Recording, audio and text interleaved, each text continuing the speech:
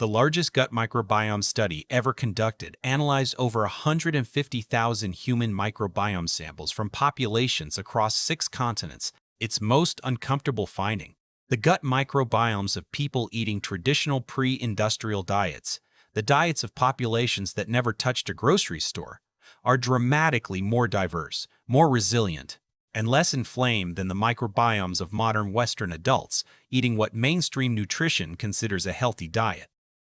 The ancient world had something we lost, and today I'm going to show you 21 specific protocols the ancient world used to maintain and reset gut health, and what the Microbiome Atlas data says about why each one worked. My name is Elias Harper. This is Covenant Table. If this is your first time here, hit subscribe before we start. No sponsors. No supplements. Just the research. I am not a physician. Nothing here is medical advice. I read the primary literature and report what it says. 21 protocols. Let us go. Before we begin, I want to establish what I mean by a gut reset protocol, because this is not a detox cleanse and it is not a product recommendation. A gut reset protocol is a structured, time-bound intervention designed to shift gut microbiome composition, increasing beneficial bacterial populations, reducing pathogenic ones, repairing intestinal barrier integrity, and reducing systemic inflammatory signaling that originates in the gut. The ancient world did not use this vocabulary, but the practices they recorded in Leviticus, in Exodus, in ancient Egyptian medical papyri, in the writings of Hippocrates, map with remarkable precision onto the mechanisms that modern microbiome science identifies as effective for gut reset. The Microbiome Atlas, published in Cell in 2019 by Passley and colleagues, analyzed metagenomic sequencing data from over 153,000 samples and identified consistent patterns across populations. Traditional diet populations have significantly higher microbiome diversity, lower proteobacteria abundance, the phylum most associated with gut inflammation, and higher populations of Prevotella and Lactobacillus species associated with gut health and immune regulation. The question is not whether the ancient protocols worked. The data says they did.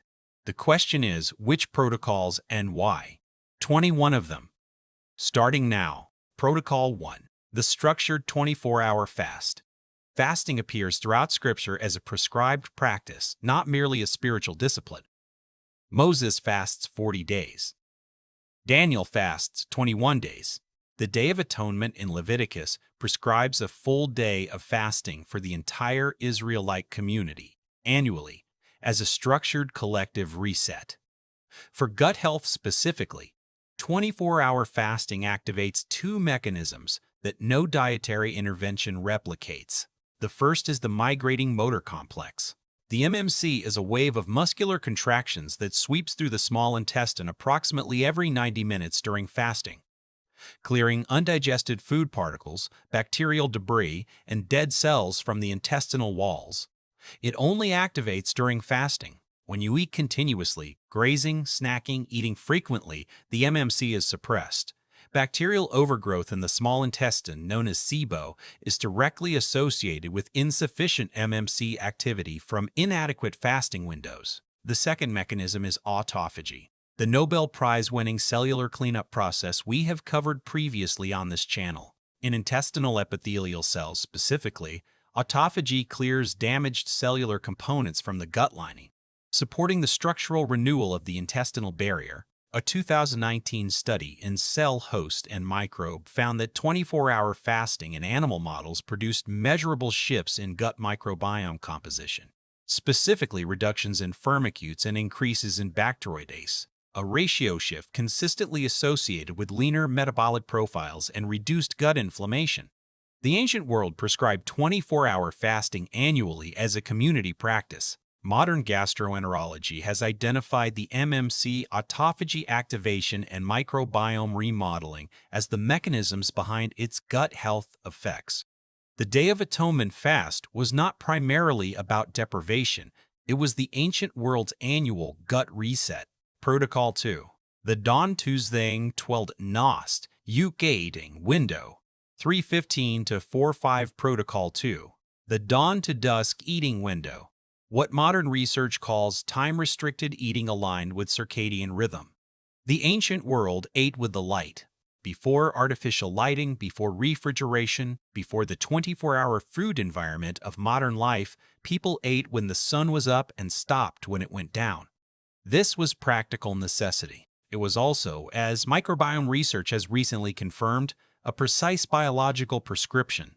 A landmark 2016 study published in Cell by Thess and colleagues demonstrated that the gut microbiome has its own circadian rhythm, a 24-hour oscillation in bacterial population composition, metabolic activity, and gene expression that is synchronized with the host's light-dark cycle.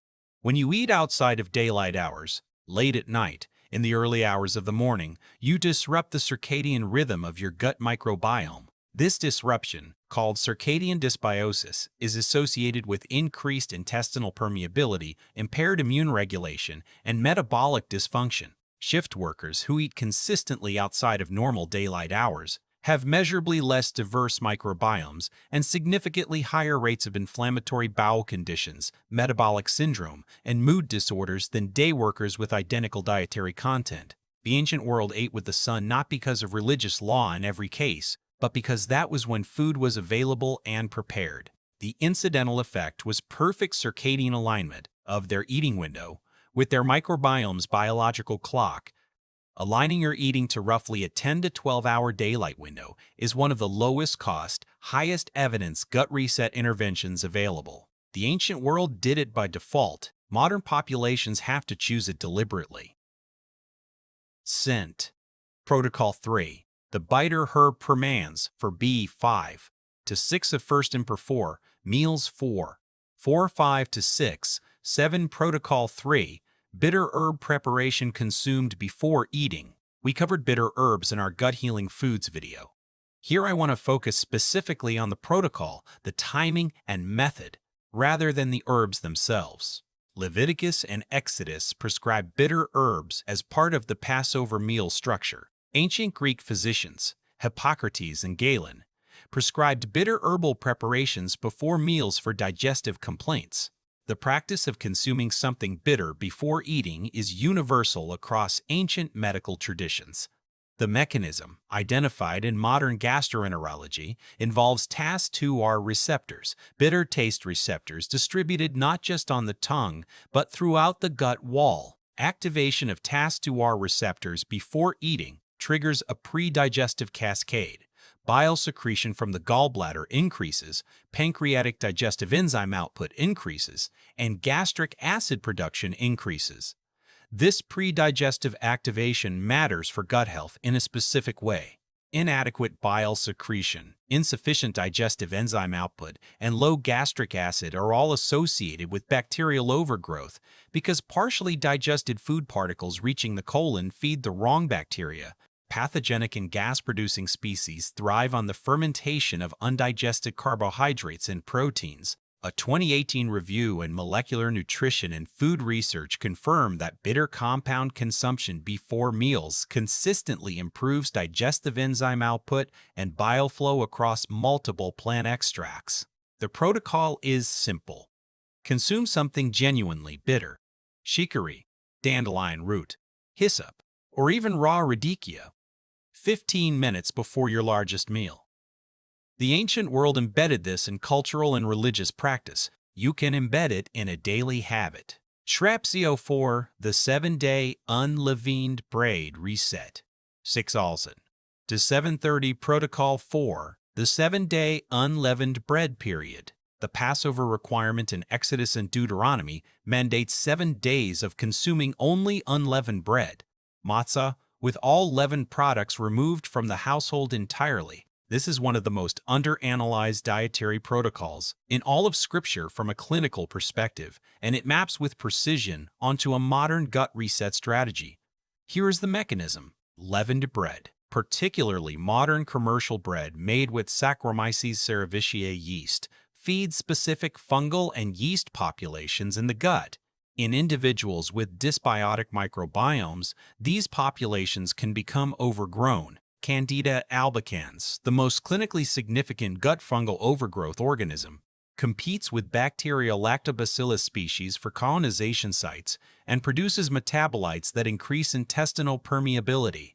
A 7-day elimination of all fermented yeast products starves these fungal populations while simultaneously eliminating the processed wheat, additives, and preservatives in commercial bread that research consistently associates with gut inflammation. The unleavened bread that replaced it, simple grain and water, no additives, is a dramatically lower inflammatory food for the gut lining. A 2016 study in Nutrients examining dietary elimination protocols for Candida overgrowth found that 7 to 14-day elimination of fermented yeast and refined carbohydrates produced measurable reductions in Candida populations and improvements in gut microbiome composition in subjects with confirmed dysbiosis. 7 days, prescribed annually. Embedded in cultural practice 3,000 years before mycology existed as a scientific discipline, the ancient world was running a precision antifungal dietary protocol. Protocol 5. The Daniel Fast 7:30 to 9L Fast 7:30 to 9L.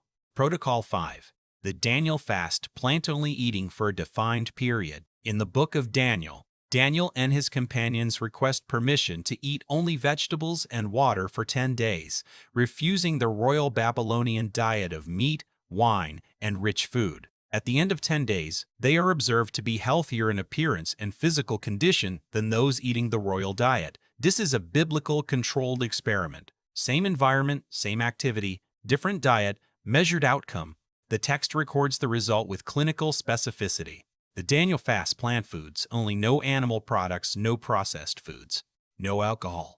For 10 to 21 days maps precisely onto what modern microbiome research identifies as one of the most rapid and powerful gut microbiome reset interventions available. A 2019 study published in Cell Host and Microbe found that switching from an omnivorous diet to a plant-only diet for 10 days produced measurable increases in microbiome diversity within 72 hours, specifically increases in Prevotella species associated with fiber fermentation and butyrate production, and reductions in Biophila wadsworthia, a sulfur-producing bacterial species associated with gut inflammation.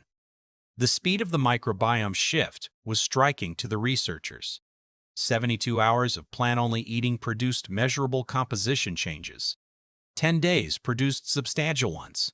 Daniel's 10-day protocol produced a measurable physical outcome that impressed the Babylonian court enough to record it in the text. Modern microbiome sequencing would tell you exactly why his gut bacteria shifted rapidly toward the high-diversity, low-inflammation profile that the Microbiome Atlas identifies as the signature of traditional diet populations. Protocol 6. Salt Prezes Parv Benden Ferment Food Cycla 9 Factor 10,015. Protocol 6. The cycling of salt-preserved and fermented foods throughout the weekly meal structure. Salt appears throughout Scripture not merely as a condiment, but as a preservative and a covenant symbol. Salt is used in Leviticus to season all grain offerings.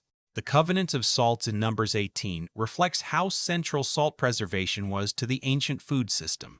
The practical reality of salt in the ancient world was that it preserved food through two mechanisms: direct antimicrobial action at high concentrations, and at lower concentrations, the facilitation of lactofermentation, the process by which naturally present lactobacillus bacteria ferment vegetables and grains into probiotic-rich preserved foods.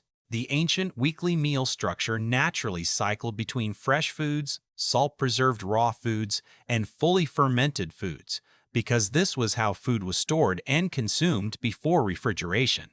This cycling, as modern microbiome research has identified, is itself a gut reset mechanism. A 2021 review in Nutrients found that consuming a variety of fermented foods rather than the same fermented food repeatedly produces greater microbiome diversity benefits than single-source fermentation. The variety of microbial strains introduced by diverse fermented foods feeds a wider range of gut bacterial species than any single probiotic supplement. The ancient weekly food cycle. Fresh produce on harvest days, salt-preserved vegetables midweek, fermented preparations throughout, was inadvertently delivering a rotating probiotic and prebiotic combination that no modern supplement stack reliably reproduces. Protocol 7. The Sabbath Meal Structure. 10:15 to 11:30. Protocol 7. The Sabbath meal structure, one full day of rest, communal eating, and specific food preparation timing. The Sabbath in Jewish tradition, commanded in Exodus and Deuteronomy, prohibits cooking on the seventh day. Food is prepared the day before and consumed at room temperature or reheated minimally on the Sabbath itself. The gut health implication of this protocol is specific and underappreciated. Cooked and cooled foods, particularly cooked and cooled legumes, grains, and root vegetables, undergo a process called retrogradation, in which digestible starches rearrange into resistant starch. Resistant starch, as we have covered previously, is the primary substrate for butyrate production by gut bacteria. 2015 study published in the Asia-Pacific Journal of Clinical Nutrition found that cooked and cooled potatoes contain 3 times the resistant starch content of freshly cooked potatoes. The same principle applies to lentils, chickpeas, rice, and barley, all staple Sabbath foods in the ancient Near Eastern diet. The Sabbath requirement to prepare food in advance and consume it the following day inadvertently maximized the resistant starch content of the weekly communal meal, delivering higher butyrate-producing fiber to the gut than freshly cooked equivalents. The ancient world was not trying to optimize resistant starch. They were following a religious prescription about rest and food preparation timing. The gut health outcome was the same. Midvidi Feeder CDA, 11:30 to 12, 7 protocols down, 14 to go, and the second half is where the clinical evidence becomes most specific. If what you have heard so far has shifted how you think about ancient dietary practices, hit the like button now. It helps this research reach the people who need it most. Subscribe to Covenant Table if you want this every week. And turn on the bell, because next week I am covering the gut-brain axis and the ancient foods that specifically support it. You will not want to miss that one. 14 more protocols. Let us keep going. Protocol 8. The elimination of pork and shellfish. 12:12 to 13:15. Protocol 8. The Levitical dietary laws, specifically the elimination of pork and shellfish. I want to approach this protocol with clinical precision, because it is one of the most debated dietary prescriptions in all of Scripture, and one of the least understood from a microbiome perspective. Leviticus 11 prohibits the consumption of pork, shellfish, and a range of other animals classified as unclean. Theologians have debated the reasons for 3,000 years. I am not entering that debate. I am looking at the gut health implications of the elimination itself. Pork is the most common dietary vector for several gut pathogens, Yersinia enterocolitica, Trichinella spiralis, and most significantly in terms of chronic gut health, hepatitis E virus, which is now understood to cause a chronic low-grade inflammatory state in immunocompromised individuals. In the pre-refrigeration, pre-cooking temperature control world of the ancient Near East, pork represented a disproportionate pathogen load relative to other meat sources. Shellfish are filter feeders. They concentrate whatever pathogens are present in their water environment. Ancient Mediterranean and Levantine coastal waters before modern sewage systems carried significant bacterial and viral contamination. Shellfish consumption in that environment carried a pathogen risk profile that the ancient world had observed empirically, even without germ theory, to produce illness. The elimination of these high-risk pathogen vectors from the diet reduced the frequency of acute gut infections that damage the intestinal lining, disrupt microbiome composition, and, when recurrent, contribute to chronic intestinal permeability. Leviticus was not a microbiology textbook, but its dietary eliminations reduced the primary pathogen vectors in the ancient Near Eastern food environment with the precision that a modern food safety scientist would recognize as clinically sound. Protocol 9. The vinegar and water. Protocol 13:15 to 14:15. Protocol 9. Vinegar diluted in water, consumed before or with meals. We established vinegar's gut health credentials in our previous video. Here I want to focus on the specific protocol. the ancient practice of drinking diluted vinegar before or with meals. In the Book of Ruth, Boaz instructs Ruth to dip her bread in vinegar during the meal. Ancient Roman soldiers carried pasca, a mixture of water and vinegar, as their standard daily beverage.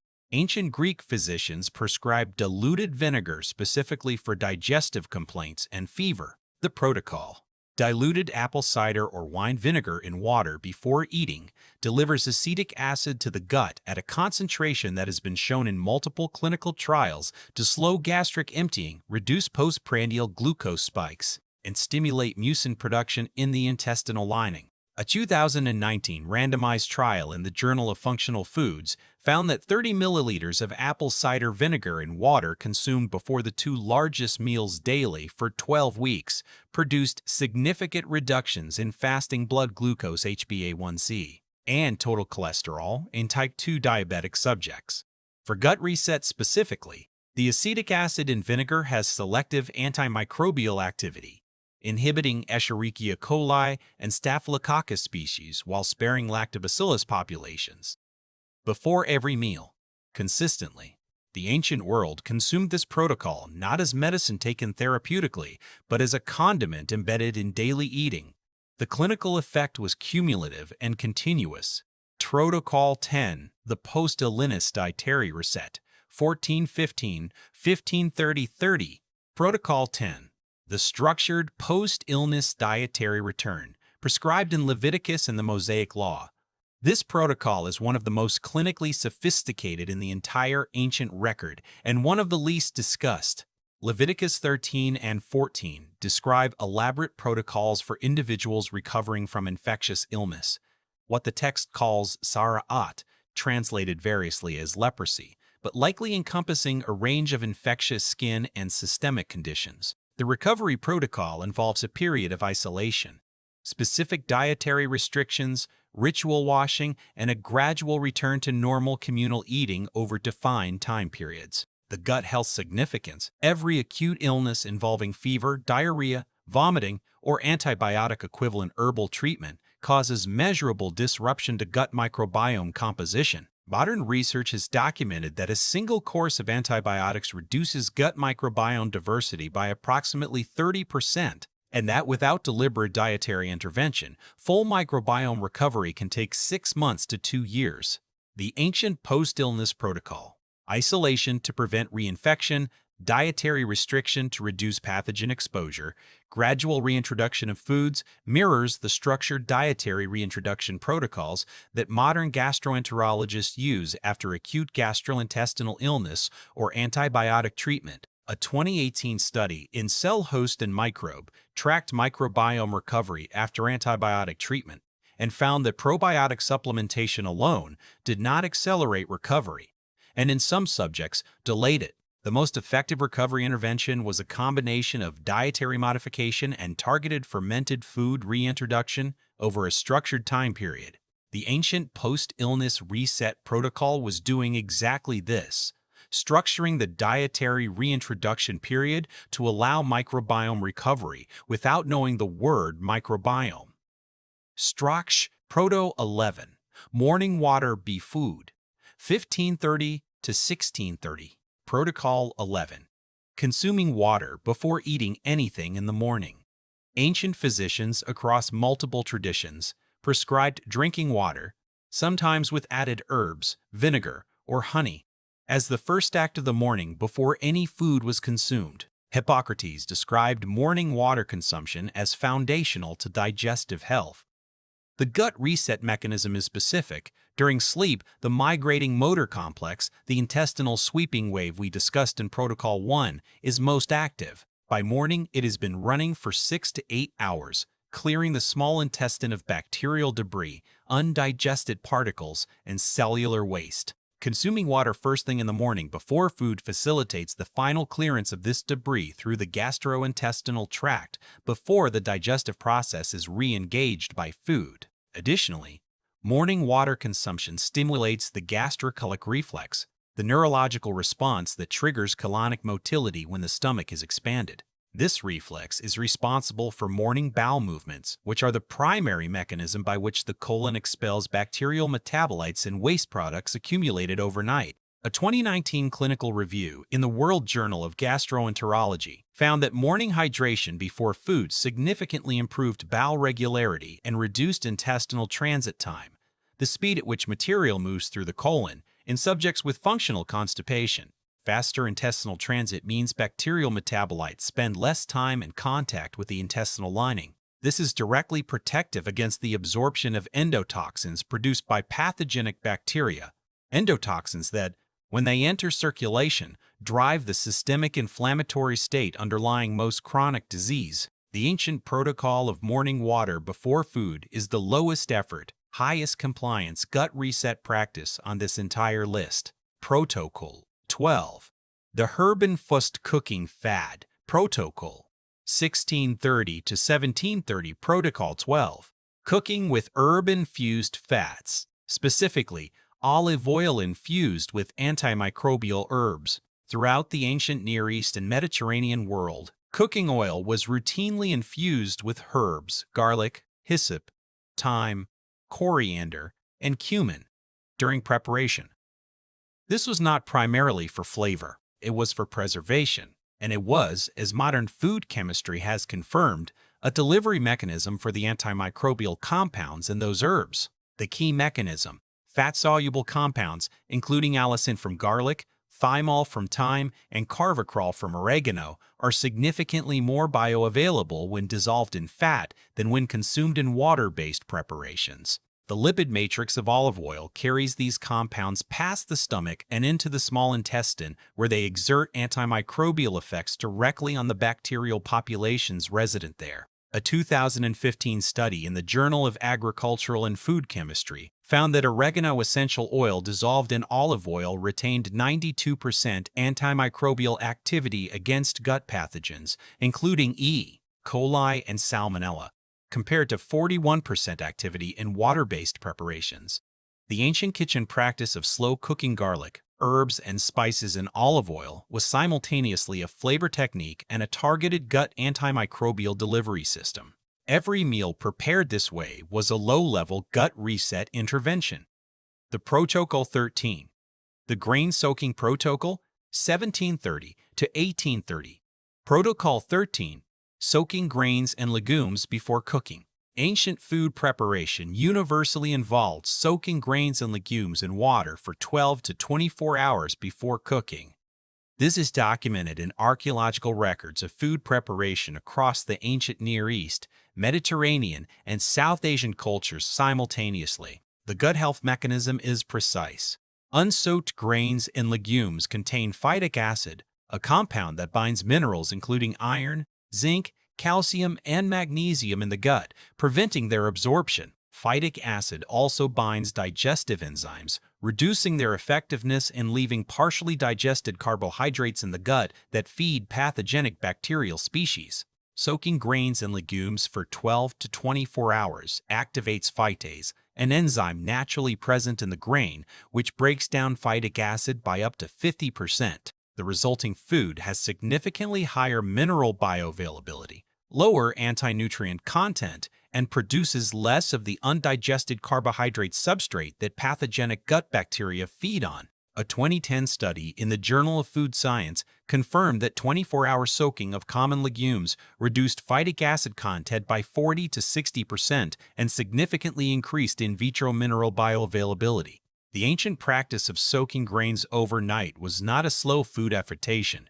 It was a food preparation technology that made every grain and legume meal more nutritious and less inflammatory for the gut. Protocol 14.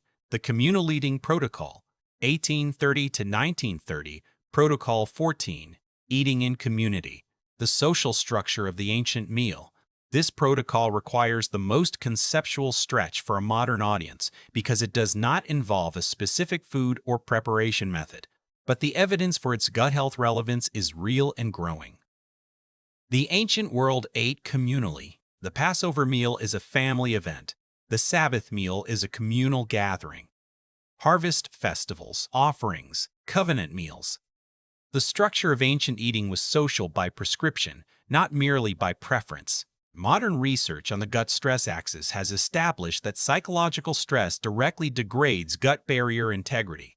Cortisol, the primary stress hormone, reduces tight junction protein expression in intestinal epithelial cells, increasing intestinal permeability. Chronic social isolation, which produces chronic low-grade cortisol elevation, is associated with measurably less diverse gut microbiomes and higher markers of intestinal inflammation.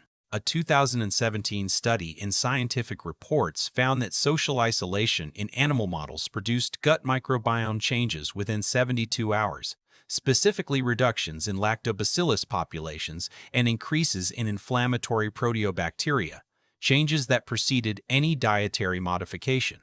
Communal eating reduces the cortisol response to meals. It activates the parasympathetic nervous system, the rest and digest state, rather than the sympathetic state that impairs digestive enzyme secretion and gut motility. The ancient prescription to eat with others was not merely cultural. It was a cortisol management protocol with direct gut barrier implications that modern psychoneuroimmunology is only now fully characterizing. Protocol 15, the seasonal food rotation. 1930 to 2030, Protocol 15, seasonal eating.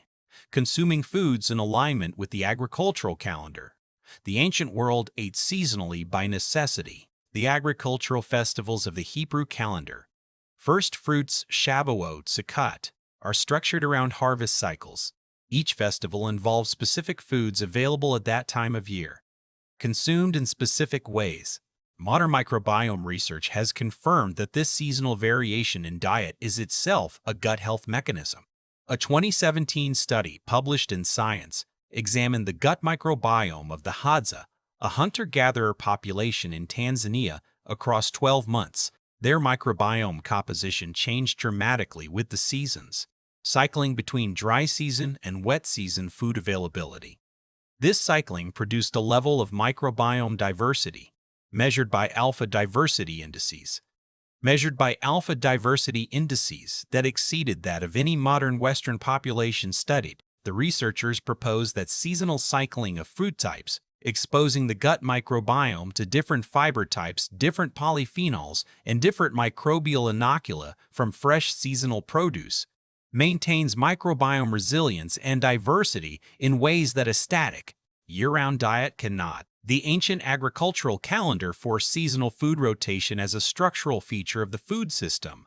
Every festival brought new foods, new preparation methods, and new microbial exposures. The gut microbiome cycled with the calendar. Modern food systems deliver the same foods year-round, from the same industrial sources, with the same microbial exposure profile. The Microbiome Atlas data shows the result. Microbiome diversity in Western populations is dramatically lower than in traditional diet populations that maintain seasonal variation. Protocol 16, the Ovive Oil Cleans, 2030 to 2130 to 2130. Protocol 16, the Structured Olive Oil Consumption Protocol. Ancient physicians, particularly in the Mediterranean and Middle Eastern traditions, prescribed consuming olive oil in quantity, sometimes with lemon or citrus, as a specific digestive reset protocol. The practice is referenced in ancient Egyptian and Greek medical texts as a treatment for constipation, sluggish digestion, and what would now be recognized as biliary dysfunction. The clinical mechanism is documented. Olive oil is one of the most potent dietary stimulants of cholecystokinin, CCK, a gut hormone that triggers gallbladder contraction and bile release into the small intestine. Bile is the gut's primary fat emulsifier, but it also has direct antimicrobial properties against pathogenic bacteria in the small intestine.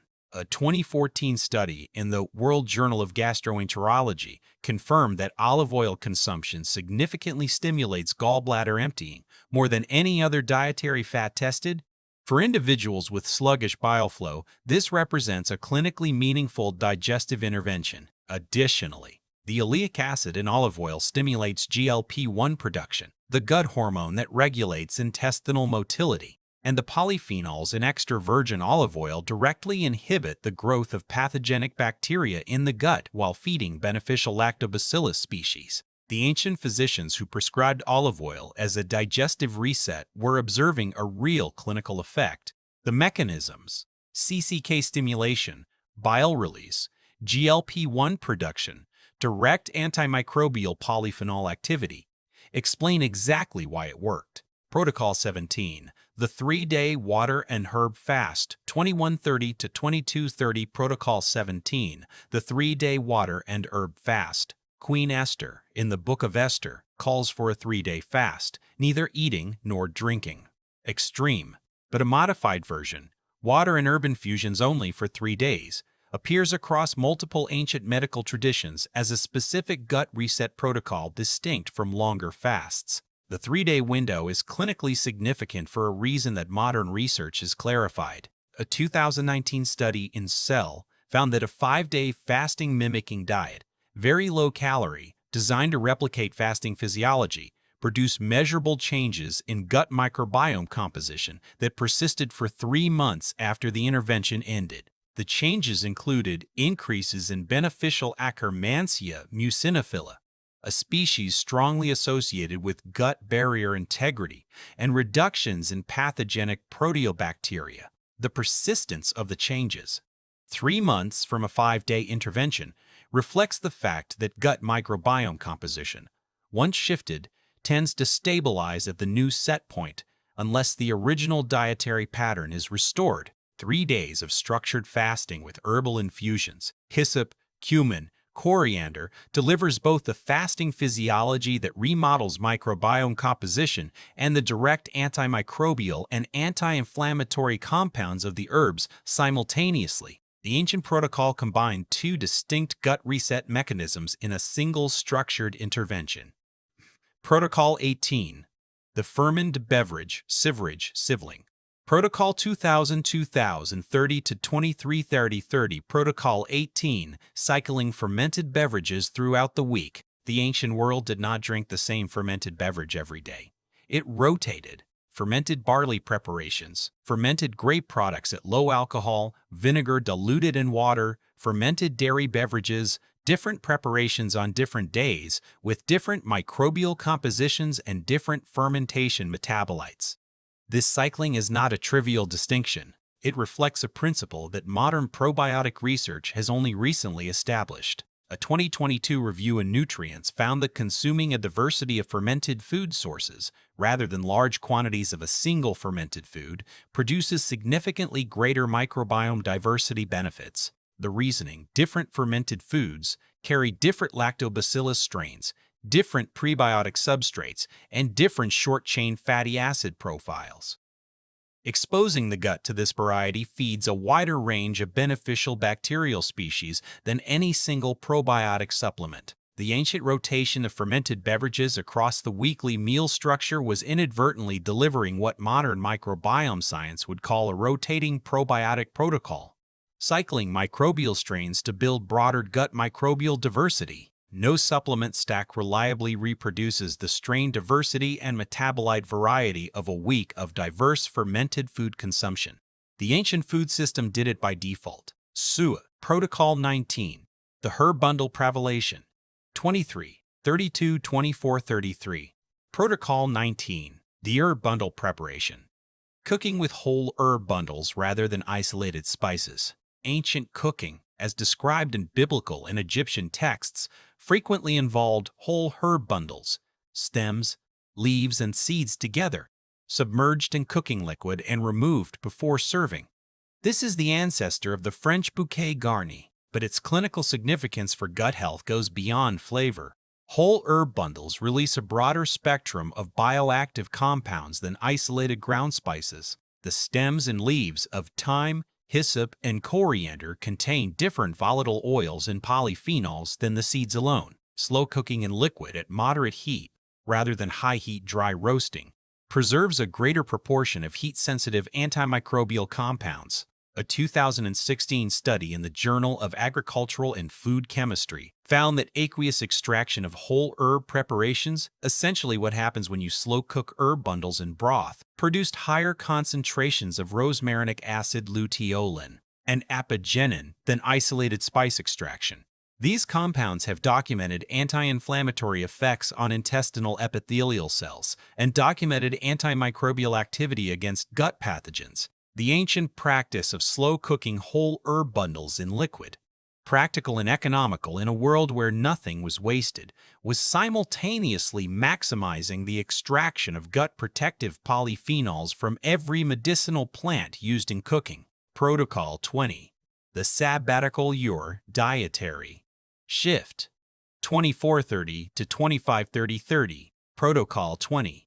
The sabbatical year, 1 year in 7, of eating only what grows spontaneously. Leviticus 25 prescribes that every 7th year, the land must rest. No planting, no organized cultivation. The population eats what grows voluntarily from the soil, wild plants, spontaneous grain growth, uncultivated fruit. This is the most macro-scale dietary protocol in the entire biblical record. And from a microbiome perspective, it represents something that modern research is beginning to quantify. Wild and spontaneously grown plants have significantly higher microbial inoculum. They carry a broader range of environmental bacteria on their surfaces than cultivated, washed, and commercially produced equivalents. The Microbiome Atlas data on traditional forager populations, who eat wild plants regularly, consistently shows microbiome species diversity that urban populations do not approach. Additionally, wild plants have higher polyphenol and secondary metabolite content than cultivated equivalents because they produce these compounds as defense against insects and environmental stress. Cultivated plants bred for yield and palatability produce lower concentrations of the very compounds that feed and diversify the gut microbiome. The sabbatical year forced an annual wild food dietary shift, 1 year in 7, of consuming higher polyphenol, higher microbial diversity food sources. Modern microbiome research would classify this as a periodic microbiome reseeding event, exposing the gut to new microbial species and novel prebiotic substrates that maintain the diversity the Microbiome Atlas identifies as the hallmark of gut health. Protocol 21. The complete ancient gut reset sequence, 2530 to 2730. Protocol 21. As with our gut healing foods video, number 21 is not a single protocol, it is the sequence. The ancient world did not apply these protocols in isolation. They were embedded in a cultural, agricultural, and religious calendar that combined them into a continuous, structured gut health system operating at multiple timescales simultaneously. Daily, morning water before food, dawn to dusk eating window. Bitter herb preparation before meals, herb-infused olive oil in cooking. Communal eating. Weekly, Sabbath meal with cooked and cooled foods maximizing resistant starch, rotation of fermented beverages, cycling of fresh and preserved foods. Annually, 7-day unleavened bread, period, eliminating fermented yeast. Festival foods aligned with seasonal harvest. 24-hour communal fast on the Day of Atonement. Every 7 years, sabbatical year wild food shift, reseeding the microbiome with environmental microbial diversity. When the Microbiome Atlas researchers analyzed over 150 2-rows 0 microbiome samples and found that traditional diet populations consistently outperform Western populations on every measure of microbiome health. They were looking at the cumulative result of exactly this kind of multi-scale dietary structure, the diversity, the fermentation, the seasonal cycling, the structured fasting windows, the bitter herbs, the soaked grains, the communal meals, the wild food periods. None of these practices was designed as a microbiome intervention.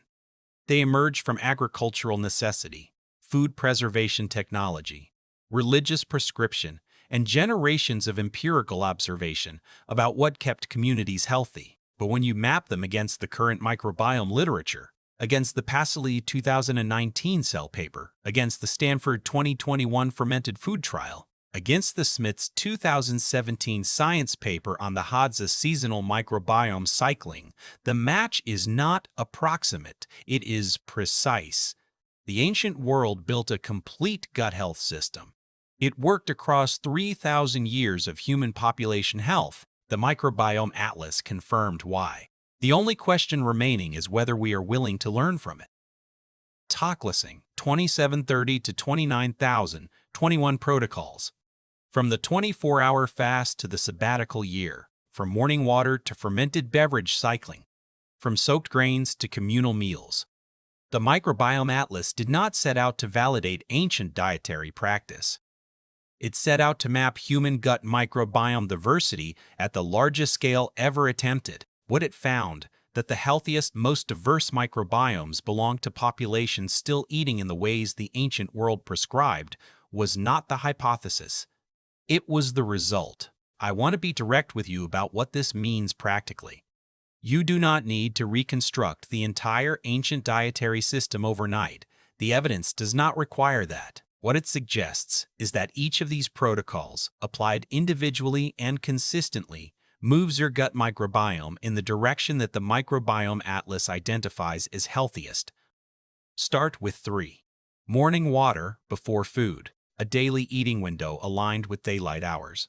Something fermented, real fermented, live cultures, at least once per day. Those 3 protocols, applied consistently, represent the foundation of what the ancient world did daily and what the modern clinical literature validates most strongly.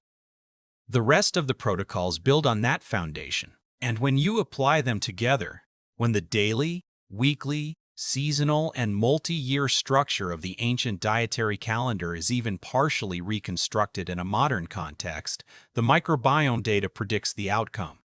More diversity, less inflammation, a gut that functions the way it was designed to function. The ancient world knew this. The Microbiome Atlas confirmed it. Outrose CTA, 29,000 to 30,000.